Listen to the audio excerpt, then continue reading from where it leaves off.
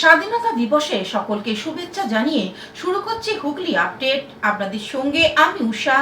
আসছি খবরে। All India legal add ফোরামের উদ্যোগে রাত 12টা 1 মিনিটে জাতীয় পতাকা উত্তোলন হলো হুগলি রায়বাজারে।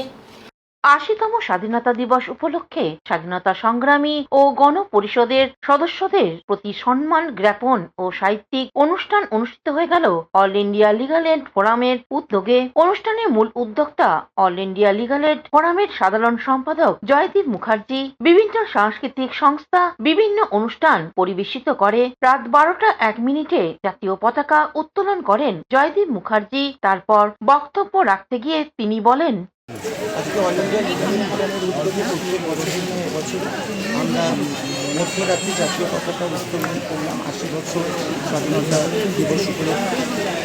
সন্ধ্যে থেকে আমাদের অনুষ্ঠান চলছে। মাননীয় হাইকোর্টের বিচারপতিরা বিশিষ্ট নাগরিকরা ছিলেন এবং হুগলি থেকে অপূর্ব গুপ্তা ও চন্দনন দত্তের রিপোর্ট, হুগলি আপডেট। এখনকার মতন খবর এই পর্যন্তই। প্রতিদিন দেখুন হুগলি আপডেট। নমস্কার।